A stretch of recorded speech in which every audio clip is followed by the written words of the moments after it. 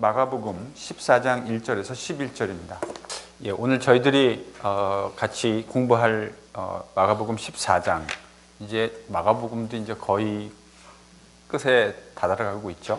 14장, 15장, 16장. 16장은 사실 더 짧습니다. 제가 16장 가서 다 설명하겠지만 더 짧아요. 이제 14장부터는 이제 예수님을 실질적으로 죽이려고 하는 음모가 꾸며지고 또 이제 그것이 실행되어지는, 이제 마가복음에서도 거의 마지막에 다다라가고 있습니다. 11장부터 13장까지는 성전과 관련되어진 예수님의 매우 급진적인 말씀과 또 그것에 대한 사람들의 반응, 또 그것을 주님께서 기회로 삼으셔서 마지막 날에 있어야 될 일에 대한 이야기를 하시는 곳으로 13장이 종료가 되어졌습니다. 오늘 이제 완전히 새로운 세팅으로, 그러니까 11장에서 13장까지 이야기와는 완전히 다른 이야기가 시작되어집니다. 여러분, 14장 저희들이 읽은 오늘 이 본문은 뭐 유명한 이야기잖아요. 그러니까 복음서에 다 있는 이야기. 제가 지난번에도 말씀드렸지만 복음서 4군데에 다 등장하는 이야기가 의외로 많지 않아요. 근데 오늘 이 이야기는 복음서에 다 등장하죠. 예수님이 예수님에게 그 향유를 부은 여인에 대한 이야기잖아요. 예수님이 이 이야기를 하시고 난 후에 복음이 전파되는 곳마다 이 이야기가 전파될 것이다. 이 여자의 이야기가 기억될 것이다 라고 말씀하셨는데 정말 복음서 저자들이 이 여자의 이야기를 다 기록했습니다. 여기 보면 오늘 이 본문에 등장하는 등장인물들을 저희들이 한번 이렇게 그룹핑을 하면 누가 등장하죠? 이 스토리예요. 그러니까 대제사장과 서기관들이니까 종교 지도자들이라고 저희들이 이야기할 수 있고요. 또요. 시몬이라고 하는 사람은 배경으로 등장하는데 사람으로 등장하지는 않아요. 그렇죠? 그러니까 누가 등장하죠? 등장하는 사람은요? 한 여자. 네, 일단은 마가복음으로 치면 한 여자. 네, 제가 좀 이따 얘기 좀 할게요. 그리고요.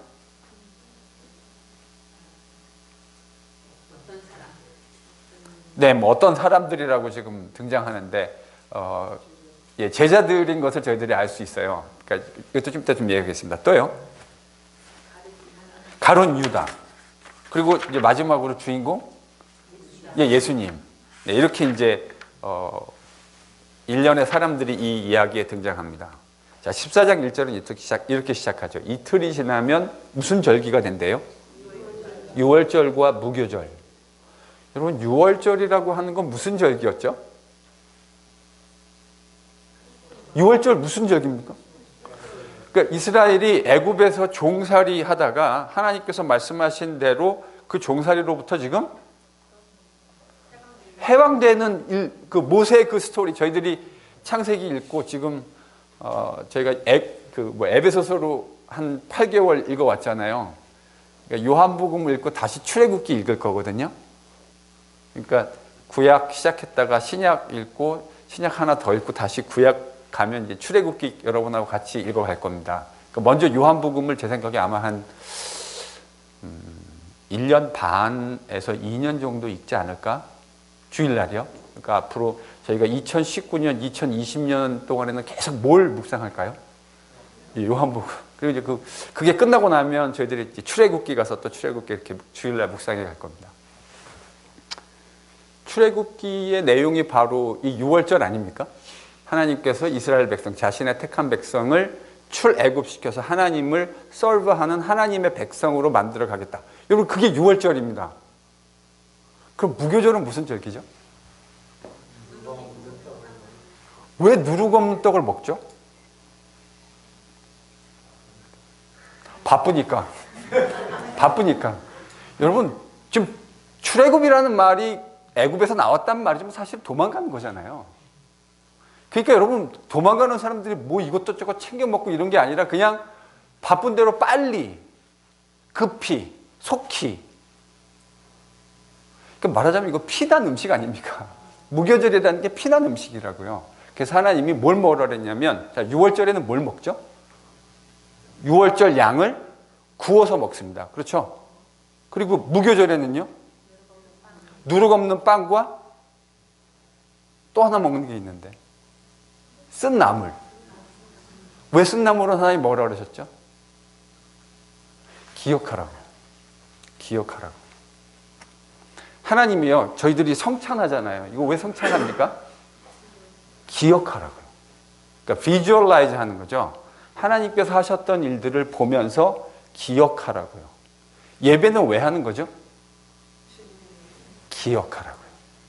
하나님이 하신 일을 그래서요, 예배라는 행위는 저는 기억의 행위라고 생각합니다. 끊임없이 하나님이 우리를 위해서 행하신 일들을 기억하는 거죠. 그래서 하나님이 절기를 지키라고 하셨습니다. 자, 유월절과 무교절은요, 엄격하게 얘기하면 똑같은 절기는 아니죠. 그렇죠? 이렇게 시작합니다. 니산월, 그러니까 유대인들이 절기를, 그러니까 달력을 얘기할 때 니산월이라는 그 달이 있어요. 니산월, 아이고, 월적 이상이 써졌네. 니산월 14일 낮에 유월절 양을 도살합니다. 이렇게 시작해요. 절기가 니산월 14일 낮에 사람들이 모여서 뭘 잡냐면 유월절 양을 잡습니다. 이래서 절기가 시작되는 거예요. 유월절 절기가 그러니까 니산월 낮부터 공식적으로 시작되어집니다.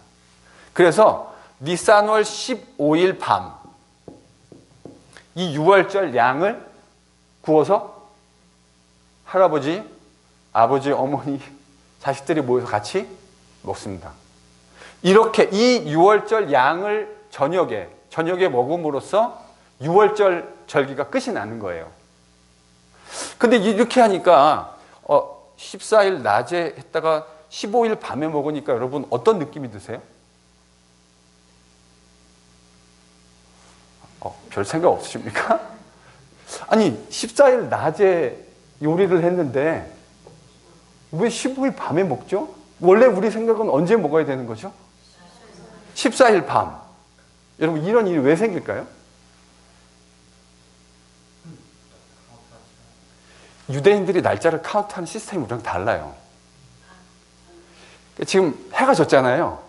그럼 유대인들은 오늘 저희들이 예를 들어서 오늘 니산월 14일이라고 가정해 볼까요? 그럼 오늘 낮에 장로님들이랑 저랑 교인들이랑 밥 먹으려고 다 잡았습니다. 우리 하나님 백성들이. 그러면 지금 이제 밤이 됐잖아요. 그럼 오늘은 니산월 14일이 아니고 해가 지고 나면 다음 날짜로 하루가 넘어가는 거예요. 그러니까 유대인들의 그 날짜 개념이 우리는 12시 자정부터 시작해서 새로운 하루가 시작되어지지만 유대인들은 언제부터 날짜가 시작되냐면 해가 떨어지고요. 그러니까 해가 떨어지고 그 다음날 해가 떨어질 때까지가 하루예요. 그러니까 사실은 니산월 14일이고 니산월 15일을 밤이라고 말했지만 이날은 우리식으로 치면 무슨 날이죠? 같은 날이에요. 같은 날입니다. 이걸 그래서 사람들이 제가 신학교에 있을 때 이렇게 얘기했더니 이게 왜 하루 동안 기다렸다가 밥을 먹죠? 이렇게 얘기를 하길래 하루 동안 기다려서 밥 먹는 게 아니고 그날입니다. 우리식으로 치면 같은 날 유월절 양을 같이 먹습니다. 그러면서 유월절의 절기가 끝이 나고 공식적으로 무슨 절기로 돌입하죠? 무교절. 그러니까 15일 밤부터 무슨 절기가 시작되냐면 무교절이 시작돼요. 그래서 이 무교절 절기는 며칠 동안? 네, 7일 동안. 7일 동안 이 무교절 절기를 지킵니다. 그래서 그 7일 동안은 누룩 없는 떡을 먹고 쓴 나물을 먹으면서 뭘 기억하는 거죠? 우리가 출애굽한 백성이라고 하는 사실을 같이 기억하는 겁니다. 그러니까 아이들이 그러지 않겠어요? 그러니까 1세대 출애굽한 사람들은 이게 왜 먹으라고 했는지를 알잖아요. 근데 2세대들은 뭐라고 물을까요? 할아버지, 왜 이렇게 이상한 거 먹습니까? 아버지, 왜 우리 이렇게 이상하고 맛없는 거 먹죠? 여러분, 누룩 안 들어간 떡 먹으면 맛이 별로 없잖아요. 퍽퍽하고 맛 없어요. 왜 이렇게 맛없는 거 먹고 왜 이렇게 쓴 나물을 먹고 있는 겁니까? 그러면 뭐라고 대답하는 거죠? 여러분, 이거를 왜 하나님이 지키라고 그러시냐면 기억하라고. 뭘 기억하라는 거죠? 하나님이 누구이시고 우리는 누구인가를 기억하라는 겁니다. 그러니까 정체성에 대한 기억이에요. 유월절과 무교절은 하나님의 백성이, 우리가 하나님의 백성이라고 하는 사실을 이 절기를 지나가면서 이들이 기억하는 겁니다. 8일 동안 계속 그 맛없는 거 먹으면서 우리는 하나님의 백성이다. 그러니까 우리가 누구냐라고 하는 사실을 끊임없이 이 사건들을 경험하면서 할 때마다 기억하는 거죠. 자, 그런데 마가가 지금 뭐라 그랬냐면 6월절과 무교절이 시작되어지는데 이틀만 지나면 그때 누가요? 대제사장과 서기관들이 예수님을 잡아서 죽일 플랜을 세우기 시작합니다. 여러분 참 아이러니컬하지 않습니까? 예수님은 하나님의 백성의 왕으로 지금 이 땅에 오셨는데 그 땅의 지도자들이 그 하나님이 보내신 왕을 죽이려고 모의를 하고 있다. 참 아이러니컬한 일이 아닐 수 없습니다. 이 절기가 하나님의 백성이 무엇이냐, 우리가 누구의 백성이냐를 기억하라고 하는 바로 그 절기에 하나님의 백성의 지도자들이 정작 하나님이 보내신 왕을 죽이려고 하는 모의가 시작되었다. 이렇게 이제 마가가 세팅을 딱 쳐놨습니다. 그래 놓고 뭐라 그러냐면, 그런데 명절에는 하지 말자. 왜 그랬습니까? 예수님을 따르는 사람이 많아요. 그러니까 예수님이 그 사역을 하시는 동안 크레딧을 엄청나게 쌓아 놓으셨잖아요. 지금 사람들 사이에서. 그러니까 예수님을 잘못 건드렸다가는 밀란이 나서 이 사람들이 도리어 우리가 해를 입을 수 있으니까 이 절기는 피하자고. 왜냐하면 온 유대 전 지역에 있는 사람이 지금 어디에 와 있습니까? 예루살렘에 올라와 있잖아요. 그러니까 이 시기에는 하지 말자. 이렇게 이제 죽이려고는 하지만 이 시기에는 하지 말자. 그러면서 이제 어떻게 죽일까 막 플랜을 세우고 있는 상황입니다. 그러니까 예수님을 지금 죽이려는 음모가 꾸며지고 있는 상황이라고요. 이 그림 자체가. 근데 이야기가 갑자기 탁 어디로 바뀌냐면 장면이 그런 모의가 진행되고 있다. 그런데 누구의 집으로 딱 스토리가 바뀌어갑니까? 시몬의 집. 아까 우리가 그 211장 찬양 부를 때 값비싼 향유를 주께 드린 누구 본받아서요? 가서 까먹으셨군요. 막달라 마리아. 왜 막달라 마리아라고 이걸 했는지. 마리아는 마리아예요. 그런데 막달라 마리아는 아니에요. 여러분, 막달라 마리아는 어떤 사람이죠? 네, 과거에 직업 여성이었을 것 같아요. 그리고 귀신이 들렸던 적이 있죠. 그래서 주님이 고쳐주셨던 그런 여인입니다. 근데 이걸 이제 저희들이 요 이야기가 사복음서에 다 있잖아요. 근데 요한복음에 가면 이 여자가 누군지 정체가 밝혀지죠. 요한복음 12장을 여러분 나중에 읽으시면 이 여자가 누구죠? 마리아예요. 막달라 마리아가 아니고, 그러니까 앞으로 여러분 211장 찬양할 때 값비싼 향유를 주께 부은, 저는 그냥 속으로 그래요. 이렇게 부를 때 일단 가사로 정해졌으니까 어떡하기 좀 그렇고 언젠간 한번 바꾸긴 바꿔야 될 것 같아요. 우리가 잘못된 걸 알고 있는데 계속 하는 거니까. 부를 때마다 막달라 마리아 아닌데. 어떤 마리아죠, 이 사람은요? 예. 그러니까 나사로의 누이 마리아입니다. 예수님이 죽었다 살리셨던 나사로의 누이 마리아입니다. 그러니까 나사로의 누이 마리아가 예수님께 향유를 부은 거예요. 근데 이제 마가복음에서는 우리가 물론 비교해 볼 수 있지만 마가가 쓴 의도를 좀 생각해 보면 마가는 이 여자를 지금 이름을 밝혔습니까? 안 밝혔습니까?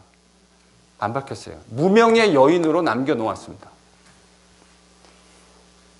우리가 요한복음을 통해서 이 스토리의 그 다른 측면들을 보게 되지만 마가가 그려지고 있는 스토리를 보면 이 여자는 무명으로 남아 있습니다. 자, 근데 이 여자가 예수님께 순전한 나드 한 옥합. 그러니까 여기서 나드라고 하는 것은요, 그 인디안 퍼퓸입니다. 그러니까 오일이 섞여 있는 퍼퓸이죠. 그래서 아주 그 당시에도 가장 그 값비쌌던, 그러니까 이 상품 중에 가장 최고급 상품이었던 것. 어떻게 알 수 있죠? 300?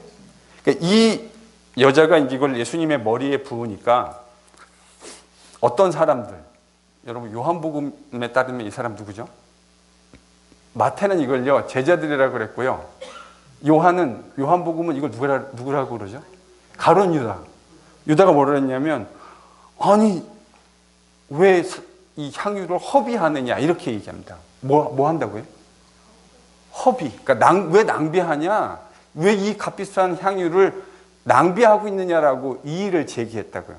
그러면서 그 이의 제기하면서 뭐라 그러냐면 이 향유를 적어도 얼마에 팔 수 있어요? 300데나리온.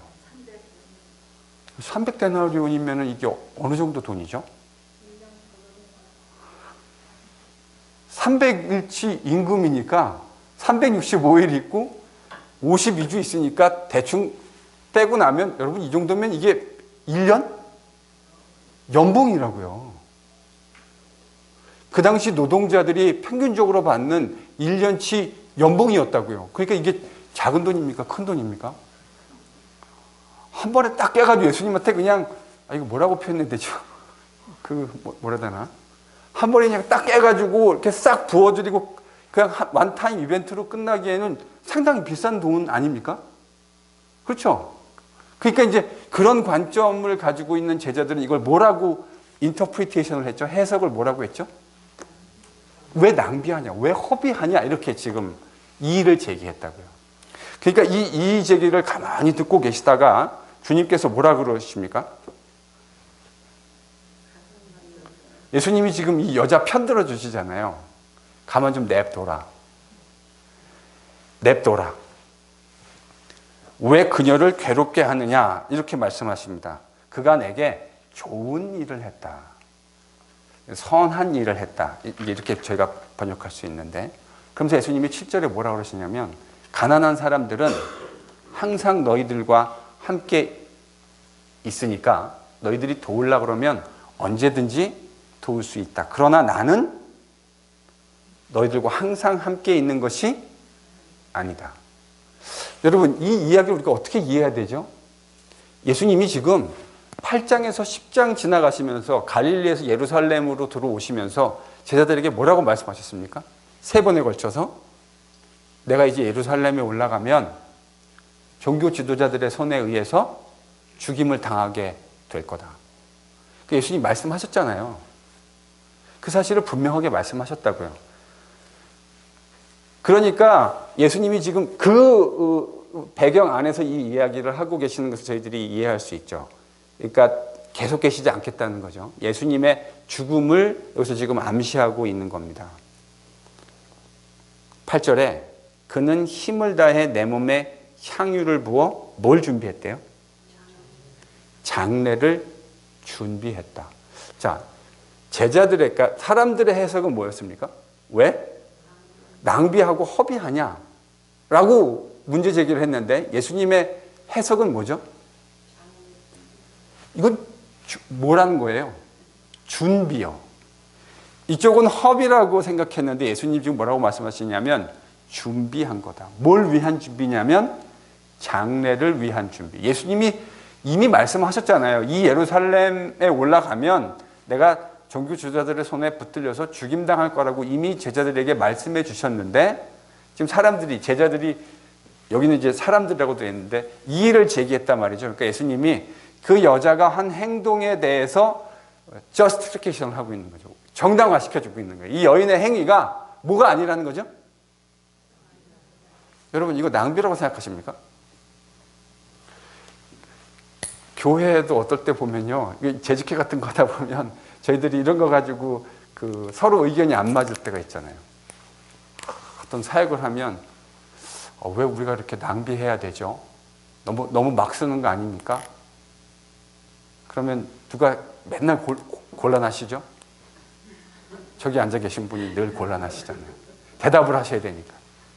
재정팀장 늘 대답을 하셔야 되잖아요. 또 리더들도 우리가 왜 그걸 하는지. 여러분 돈의 액수가 문제가 아니죠. 사실은요. 이거 되게 큰 돈이지 않습니까?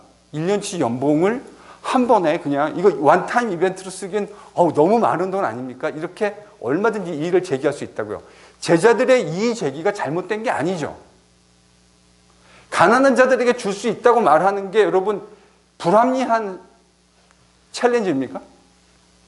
아니에요. 당연히 생각할 수 있는 챌린지입니다. 예수님도 늘 그런 사람들을 생각하라고 제자들에게 가르쳐 주시지 않으셨습니까? 그런 연약한 사람들을 생각해서 그들에게 선을 베풀려고 예수님이 산상수훈에서 가르쳐 주셨잖아요. 근데 그런 예수님이 지금은 이 여자의 행위가 지극히 상식적이고 어떤 의미에서는 너무나 당연한 행위고 나에 대해서 선의를 가지고 한 행동이라는 사실을 예수님이 지금 변호해 주시고 계신 겁니다. 그러면서 놀라운 이야기를 하죠. 9절에 여러분 같이 읽습니다. 예수님이 뭐라 하셨냐면 진실로, 그러니까 예수님이 그 아람어로 하면 아멘 하시고 얘기하신 거예요. 아멘. 그대로 될 거다. 진실로. 온 천하에 어디든지 복음이 전파되는 곳에는 이 여자가 행한 일도 말하여 그를 기억할 거다. 여러분 참 놀라운 일 아닙니까? 예수님 당시에 예수님에게 행한 일들로 인해서 예수님이 이렇게 이야기해 주신 예가 없어요.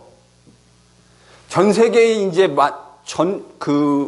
만국의 복음이 전파될 텐데 그 전파되는 곳마다 이 여자가 행한 일이 계속해서 기억될 거라는 거예요. 여러분 이 일이 왜 중요한 일입니까? 이 여자는 지금 뭘 준비한 거죠?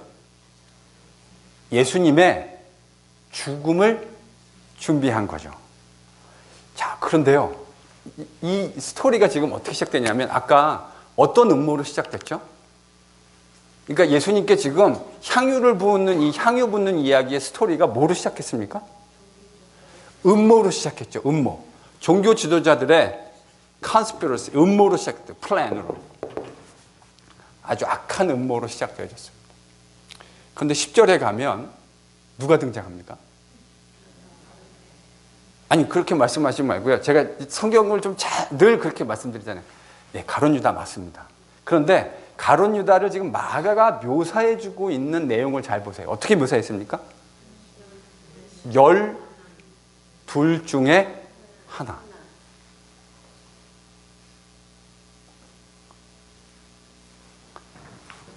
One of those 12. 이거 지금 무슨 의도일까요? 12 중에 하나다.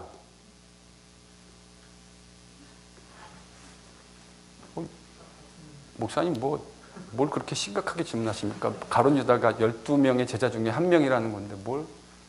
여러분 그렇지만 우리가 어떤 문학 작품을 읽을 때 그냥 가룟 유다라고도 쓸 수 있었지 않았겠습니까? 가룟 유다가 이렇게 할 수 있었는데 마가는 지금 가룟 유다가 그렇게 말하지 않았어요. 어떻게 얘기했죠? 12 중에 하나. 김철주 님 무슨 의도라고요, 이거요? 그놈이 그놈들이라는 거죠, 지금 이게. 그런 의도가 숨어 있다라는 걸 저희들이 증거를 제시할 수 있어요. 그게 너무 과한 해석이 아니라 실제로 마가가 그런 의도를 가지고 있다고 하는 것을 저희들이 알아차릴 수 있습니다. 여러분 8장에서 10장을 지나가면서 예수님이 계속해서 자신이 죽을 거란 사실을 3번에 걸쳐서 계시하시잖아요. 내가 예루살렘 가면 죽는다. 그러니까 제자들이 어떻게 했죠? 첫 번째 누가 등장했습니까? 기억 안 나세요? 첫 번째 누가 딱 등장합니까? 배 선생님. 그래가지고 뭐라 그랬죠? 안 된다고. 이 어린 반포너치도 없는 소리라고 예수님을 리뷰크했잖아요. 예수님을 꾸짖었다고요. 그러니까 그건 뭐냐면 지금 자기가 생각하고 있는 건데 예수님이 산통 다 깨고 있는 거예요.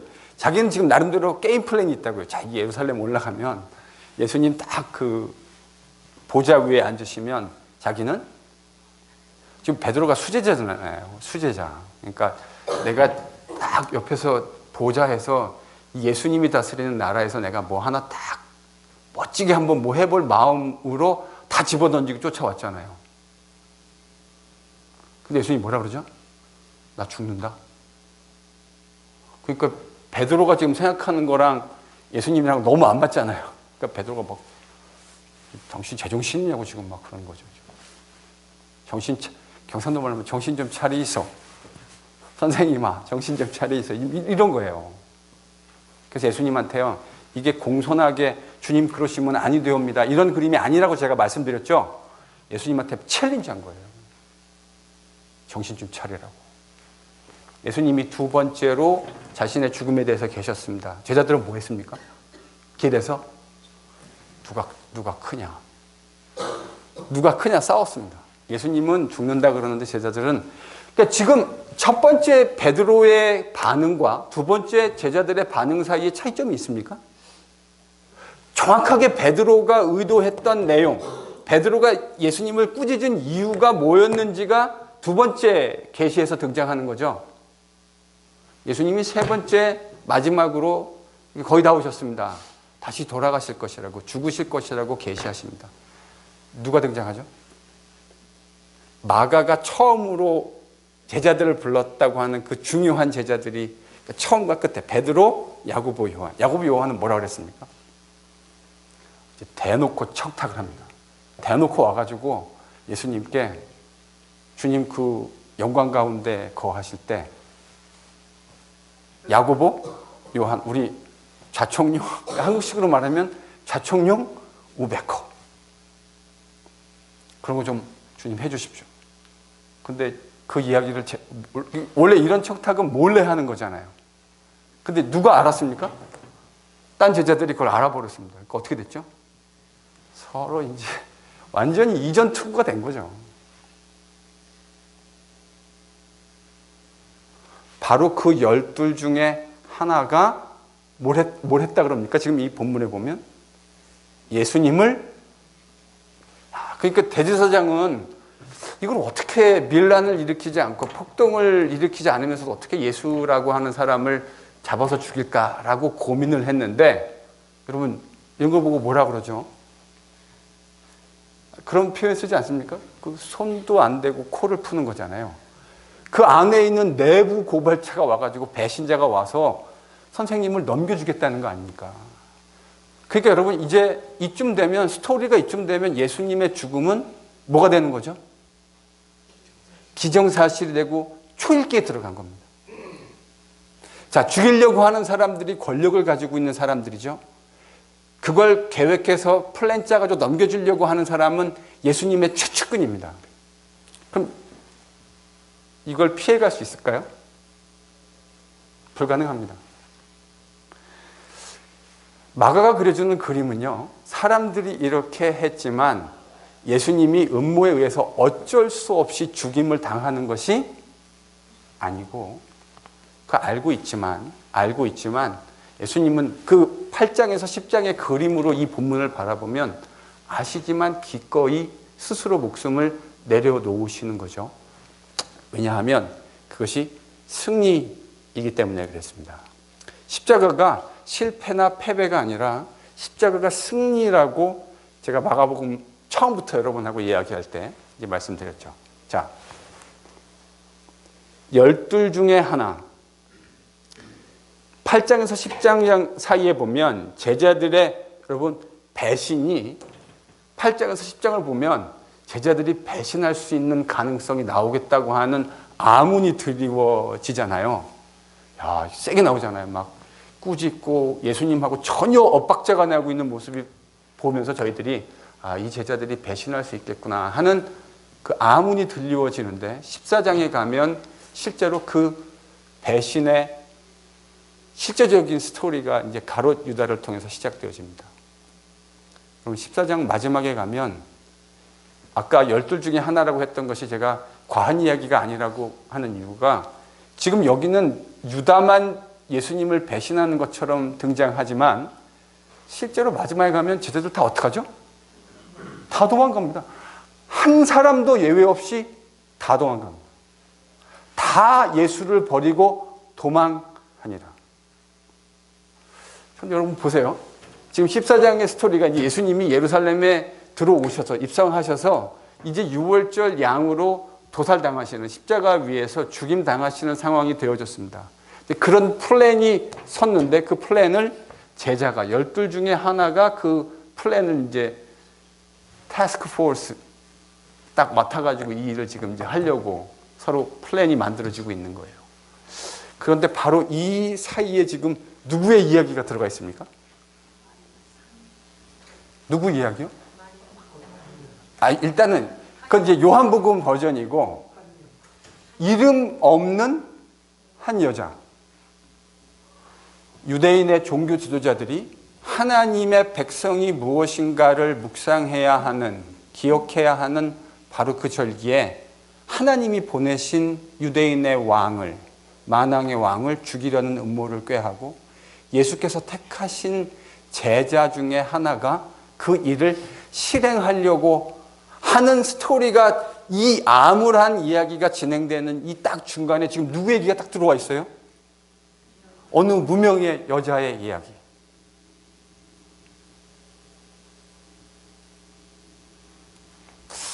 하나님이 하시는 일에 참 신비함이죠.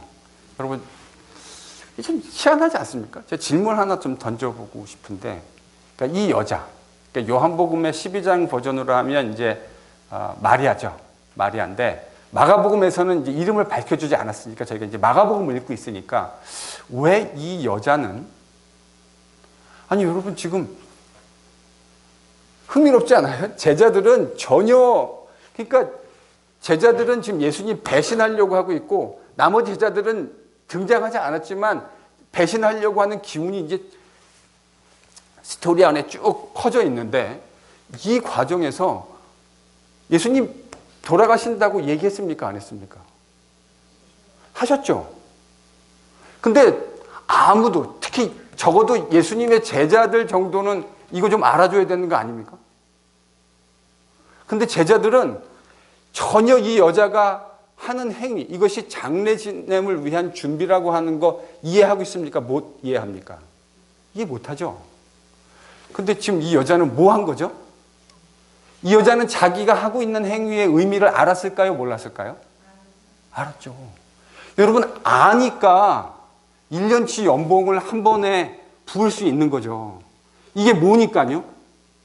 예수님의 장사 지냄을 위한 준비란 사실을 아니까 1년치 연봉이 안 아까운 거예요.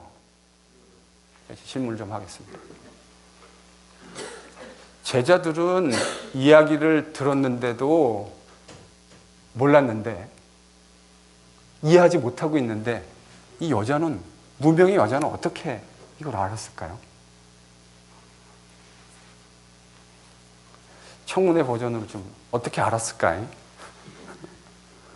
이걸 어떻게 알았을까요? 여러분 궁금하지 않으세요? 최측근 제자들도 지금 이걸 모르고 있는데, 이 무명의 여자는 예수님이 죽으실 걸 알고 그 장사 지냄을 지금 준비하고 있잖아요. 그것도 1년치 연봉을 다 때려 부어가지고 이벤트로 지금 이걸 준비했다고요. 그러면 이 여자는 이걸 알았다는 거예요. 맞죠? 그렇게 우리가 추측을 해야 되죠. 그러지 않으면 이 여자는 정신이 약간, 그러니까 현실 감각이 떨어진 여자거나 정신이 혼미한 여자라고 생각할 수밖에 없죠. 그러나 이 여자는 그런 여자가 아닙니다. 그러면 예수님의 이 칭찬이, 예수님의 이 최상급 칭찬이 의미가 없어지는 거 아니겠습니까? 이 여자는 예수님의 장사 지냄이라고 하는 그걸 위한 준비라고 하는 것을 정확하게 알았어요. 어떻게 알았을까요?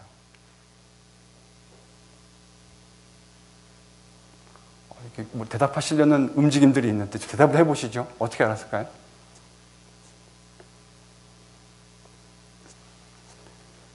제가 대답할 수도 있는데 여러분들이 이렇게 좀 생각을 좀 해보세요. 어떻게 여자가 알았을까요? 네? 예수님의 말씀을 여러 번 들으면서 네.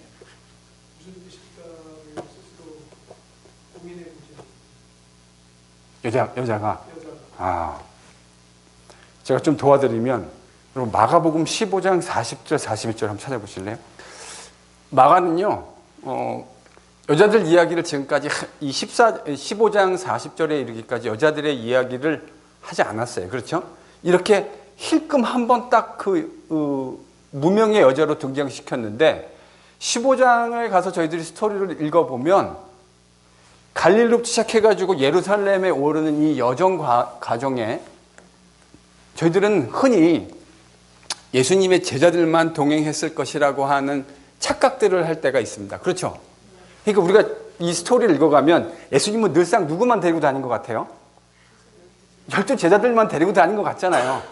근데 사실 그거는요, 리얼리스틱한 픽처가 아니죠. 누가복음도 보면 예수님은 12뿐만 아니라 때로는 70인의 제자들을 전도하기 위해서 내보내셨다고요. 그러니까 예수님 주변에는 상당히 많은 사람들이 늘상 이렇게 무리져서 다녔던 거죠. 그 중에 누가 있었습니까? 여자들. 이름이 등장하는 여자들이 있죠. 멀리서 바라보는 여자들도 있었는데 복수로 여자들이 있었어요. 그 중에 막달라 마리아. 이 여자가 이제 막달라 마리아입니다. 마리아가 메리가 많으니까 여러분 헷갈리잖아요. 막달라 마리아. 작은 야고보와 요새의 어머니도 이름이 뭐예요? 거기도 마리아. 예수님의 어머니도 이름이 마리아. 마르다의 시스터도 마리아. 그러니까 여러분 마리아가 그러니까 이 메리란 이름이 한국으로 치면 옛날에 철수 뭐 이런 이름인 거죠. 미국으로 치면 존 피터 폴. 신학교에 가서요. 존 피터 폴 이렇게 부르면 아마 한 절반 이상 돌아볼걸요. 존 피터 폴 조나단 뭐 이런 거 있잖아요. 좌우지간요. 이렇게 많은 사람들이 있었고 41절에 보면 예수께서 이 여자들이 어디서부터 예수님을 쫓아왔대요? 갈릴리로부터. 그러면 질문을 이 관점을 가지고 저희들이 이제 14장으로 돌아오면 이 여자는 언제부터 예수님을 쫓아왔을까요? 갈릴리로부터요. 갈릴리로부터요. 그러면 8장에서 10장에 예루살렘으로 올라가는 길에 예수님께서 나 가면 죽는다. 올라가면 이제 나 종교 지도자들 손에 의해서 죽임당한다. 그러나 3일 만에 부활할 거다. 라는 이야기 이 여자가 들었을까요? 못 들었을까요? 들었죠. 근데 왜 제자들도 듣고 여자들도 들었는데 제자들은 이렇게 반응하고 이 여자는 왜 다르게 반응했을까요? 왜 반응이 달랐을까요? 예수 집사님 믿었다고 표현하셨는데요. 그것도 되게 좋은 표현이죠. 예수님 말씀을 이 여자는 믿은 거죠. 예수님 말씀 믿었으니까 그 믿은 대로 행동한 거 아닙니까? 근데 저는요, 이걸 믿었다고도 표현할 수 있는데 다르게도 표현할 수 있을 것 같아요. 우리가 사실은 이 여자가 누군지는 알잖아요.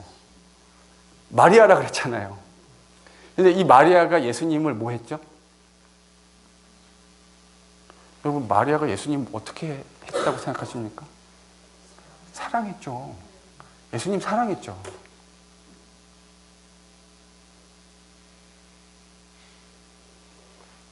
똑같이 얘기를 했는데 제자들은 지금 전혀 엉뚱한 짓을 하고 있잖아요. 똑같이 얘기를 했는데, 똑같은 이야기를 들었는데 제자들은 엉뚱한 짓을 하고 있고 이 여자 마리아는 예수님의 말씀을 귀담아 들은 거죠. 여러분, 이 차이가 뭐라고 생각하십니까? 왜 이런 극단적인 서로 완전 극과 극의 반응이 지금 일어나고 있잖아요. 예수님은 예루살렘에 올라가면 죽을 거라고 말씀하셨는데 똑같은 이야기를 어떤 의미에서 제자들이 더 근접거리에서 들었지 않았겠습니까? 측근에서. 근데 제자들은 예수님이 그 말씀하신 것에 대해서 이 여자가 하는 행동의 의미 자체를 지금 이해를 못하고 있어요. 안 들은 건 아니죠. 근데 들었는데 이해를 못하고 있고요. 이 여자는 똑같이 들었는데 예수님 말씀을 이해하고 있습니다. 저는 이 여자가 예수님의 말씀을 경청했다고 생각합니다. 경청했다는 말을 다른 말로 바꾸면 사랑이라고 바꿀 수 있을 것 같아요.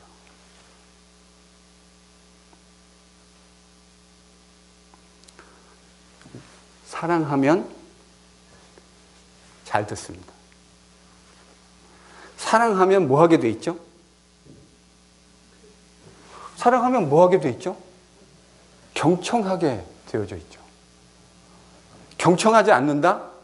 다른 말로 바꾸면 뭐라고 바꿀 수 있을까요? 사랑하지 않는 거예요. 그럴 확률이 매우 많아요. 경청하지 않는 건 사랑하지 않는 겁니다. 제자들은, 저희들이 이 스토리를 보면서 깨닫게 되는 건, 제자들은 이 시점에서, 지금 마가복음 14장이 얘기되는 시점에서 예수님을 사랑했을까요? 사랑하지 않았을까요? 제대로 사랑하지 않았어요.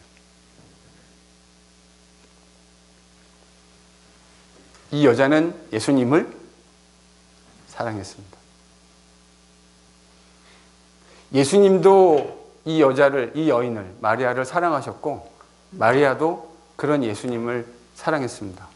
그런 예수님이 지금 이 길을 올라가면 예루살렘에서 죽는다고 하는 청천벽력 같은, 여러분, 마리아에게도 이 이야기는 청천벽력 같은 이야기였을 겁니다.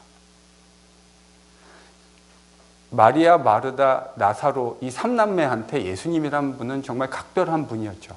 저희가 요한복음을 보면 그 스토리를 추측해낼 수 있는데 정말 각별한 분이셨던 것 같아요. 그러니까 예수님이 이 나사로가 죽었다는 이야기를 들으시고 일부러 베다니에서 늦게 올라가시잖아요.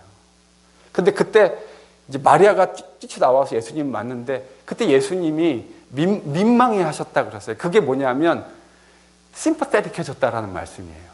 그러니까 왜요? 지금 자기 오라비가 죽고 난 다음에 그 가슴 아파하는 마리아를 보면서 예수님이 마음이 안 좋으셨어요.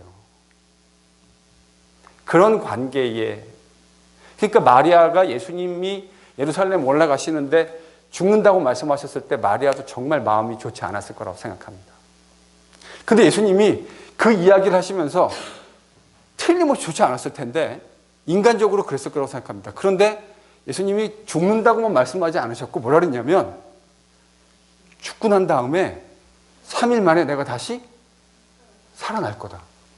여러분, 이게요, 마리아한테는 저는 좀 다르게 들렸을 거라고 생각해요. 왜 그랬을까요? 자기 오빠 살아났잖아요. 예수님이 자기 오빠 살리셨잖아요.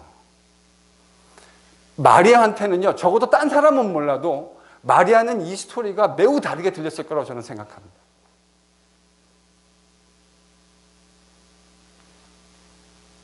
예수님이 죽는다고 하셨는데 다시 3일 만에 산다 그러세요. 자기 오라비도 죽었는데 예수님이 살려내셨다고요. 그러니까 저는 마리아가 정확하게 무슨 생각을 했는지 정확하게 말하는 건 참 어려운데, 이런 종합적인 스토리를 좀 이렇게 믹스해가지고 저희들이 좀 추측해 본다면, 물론 추측입니다. 그러나 개연성 있는 추측이죠. 마리아는 예수님의 말씀을 절대로 허투루 듣지 않았습니다. 그 반증이 뭐냐면 300데나리온이 넘는 돈을 일시에 다 때려 부을 수 있을 정도라면 매우 심각하게 마리아는 이 사건을 받아들인 거고요. 예수님의 말씀을 그렇게 들은 거고, 그 들은 말씀대로 반응한 겁니다. 저는 이 본문 스토리를 묵상하면서 이런 생각을 하게 됩니다. 사랑하면 경청하게 되어져 있습니다. 사랑하면요, 경청하게 되어져 있어요. 그 사람이 나를 사랑하는지 안 사랑하는지를 알 수 있는 여러 가지 방법이 있지만, 저는 뭘 보고 아냐면, 뭘 보면 알 수 있을까요? 오늘 스토리를 보면요. 네. 귀담아 듣는 경청.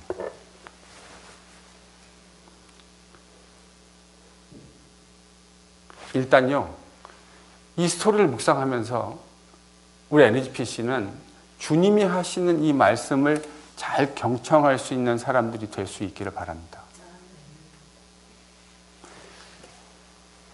제가 되게 목사로서 안타까운 것 중에 하나가, 오늘날 한국교회, 이민교회, 조국에 있는 한국교회, 어디나 마찬가지인데요. 그 사람이 정말 주님을 사랑하는 사람인지를 알 수 있는 방법이 여러 가지가 있겠지만요. 그 중에 매우 두드러진 방법이 뭐냐면, 그 사람이 주님의 말씀을 사랑하는가입니다. 그 말씀을 정말로 묵상하고 그 말씀을 소중하게 여기는가를 보면 그 사람이 주님을 사랑하는지 사랑하지 않는지 알 수 있습니다. 목사로서 올해가요, 종교개혁 기념 501주년이 되는 해입니다. 저는 500주년, 501주년 그런 거 별로 중요하다고 생각하지 않아요. 500이면 어떻고 499면 어떻습니까? 핵심은 종교개혁의 정신 아닙니까? 개혁의 정신이 뭐죠? 오직 성경으로, 오직 주의 말씀으로. 우리 개혁 선배들은 오직 주의 말씀을 위해서 생명도 내놓고 신앙생활을 했는데, 오늘 개혁자들의 후손이라고 하는 프로테스탄트 철치라고 말하고 있는, 이게 진짜 저는 우리가 진짜 대오각성을 해야 되지 않겠을까 싶습니다. 제가 전에 한번 말씀드린 적 있죠. 제가 6만 명 모이는 교회에 가서 성경 공부를 했다니까요. 그 교회가요, 성경 공부를 하자 그래서 제가 6만 명 모이는 교회가 모이니까 몇 명 정도 모일 거라고 생각하고 갔을까요?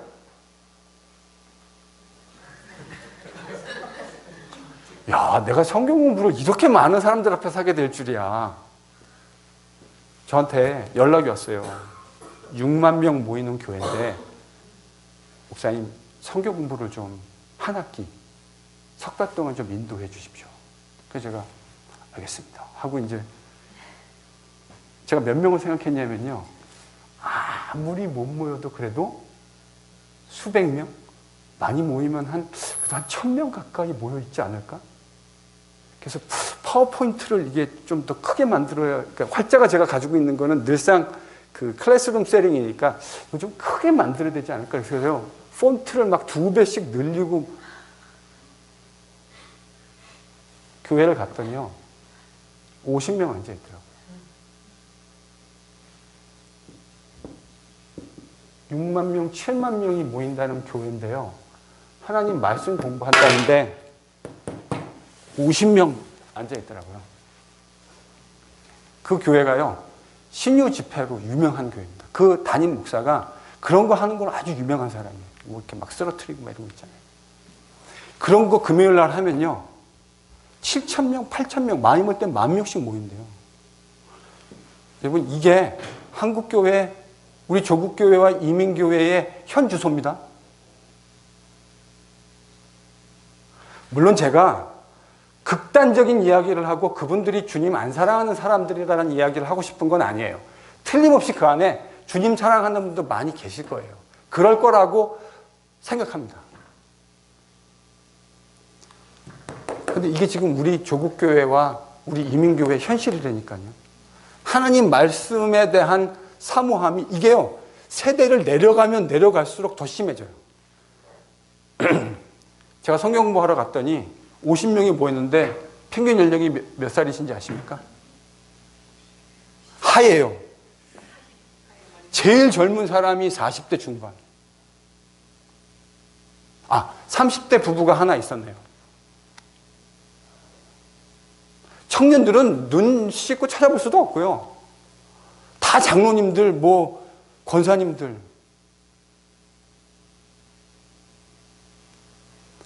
여러분, 진정한 의미의 교회의 갱신과 개혁은 저는 말씀에 대한 사모함으로부터 시작되어야 된다고 생각합니다. 왜냐하면 그게 누구에 대한 사랑이죠? 우리 주님에 대한 사랑이기 때문에 그래요. 그게 동반되어지지 않는데 교회의 갱신이 일어난다. 여러분, 우리가 역사를 배우는 이유가 무엇입니까? 역사는 늘 재판되게 되어 있는 거 아닙니까? 사람들은 바뀌어요. 그러나 그 안에 흐르고 있는 정신은 늘상 비슷하다고요. 진정한 의미의 부흥운동이 있을 적마다 무슨 운동이 있었냐면 말씀의 회복운동이 있었습니다. 하나님 말씀을 깊이 상고하고. 저는 우리 NGPC에 그런 운동들이 일어났으면 참 좋겠습니다. 말씀을 깊이 상고하고. 그러니까 그냥 넘어가고 한번 읽고 넘어가는 게 아니라 자꾸 무슨 질문을 던지는 거죠? 왜 그랬을까? 왜 그랬을까? 오늘도 이 여자가 왜 그랬을까라는 질문으로부터 저는 이 본문 읽기를 시작하거든요. 그러면 이 여자가 이렇게 하게 된 이유를 찾을 수 있는 단서들이 보이기 시작해요.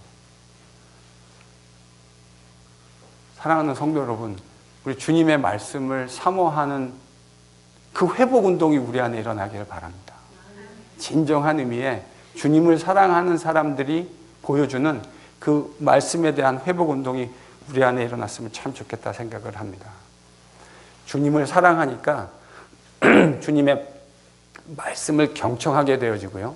주님의 말씀을 경청하니까 제자들이라고 하는 기사선 같은 제자들은 전혀 지금 얼빵한 짓을 하고 있는데 이 여자는 혼자 똑똑하게 올곧게 진짜 제자다운 모습을 보여주고 있는 거 아닙니까? 그렇죠? 여러분 이 대목에서 누가 진짜 제자 같습니까?